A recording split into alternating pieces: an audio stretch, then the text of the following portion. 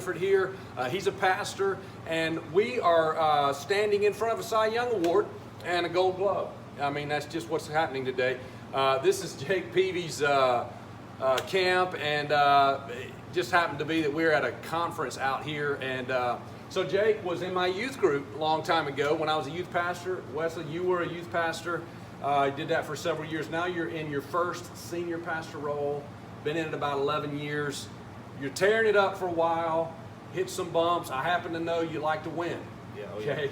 Yeah, So I love to win. I hate to lose, which you found out last night. I hate to lose. We beat me in basketball multiple times. Mostly with my elbows, but whatever. That's for another video. But you've won a lot in ministry. Your church has been successful, but you don't always win. So talk to pastors about what it's like to not win and get up and go again. Yeah, I think for me, just you got to hustle. You got to be willing to hustle, and you got to be willing to lose. You got to be willing to risk. When we planted our church, we didn't have any support. We didn't have any backing. We didn't have, we had a few people that said, "Hey, we'll give you $100 a month," that kind of thing. Really started from nothing. Started from scratch in a living room, and it was a tough ride. It was a tough journey. We'd see little incremental wins, but then we'd see losses too. And I'd say probably the last 15 months for me, it's felt like one big loss after loss after loss. Wow.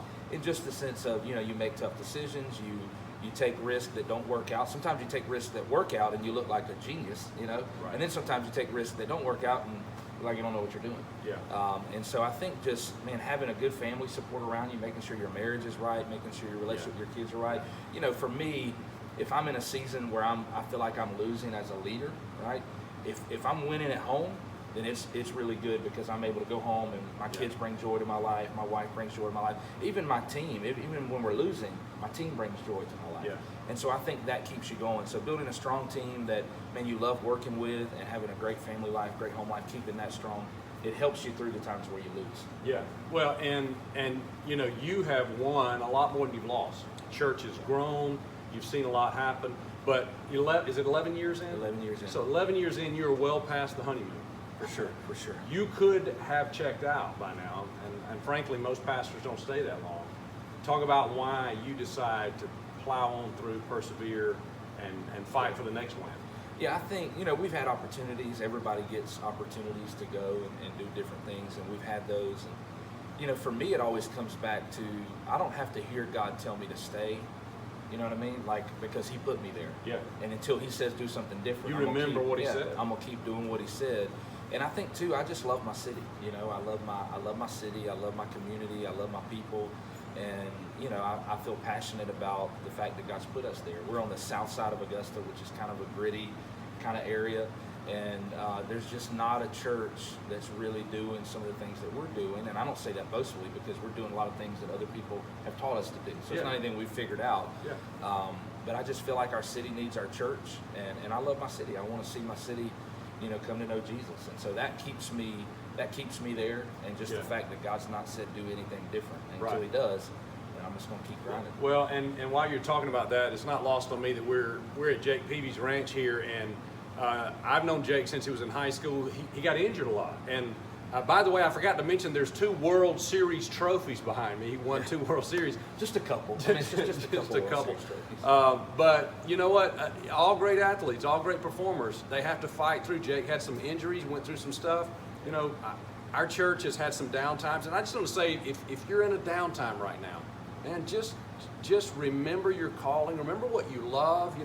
Wesley's saying things like, I knew God said this to me, and I'm not going to finish God's sentence. I'm not going to say, well, because this isn't going out, God must be thinking that. You're not doing that. You're saying, no, God told me this is my city, this is my calling. I'm remembering my family. I'm remembering how valuable they are to me.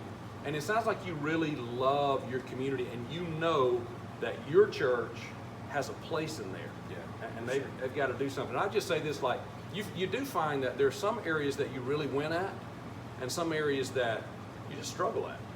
And I think you have to find, pastors, like, what's your niche?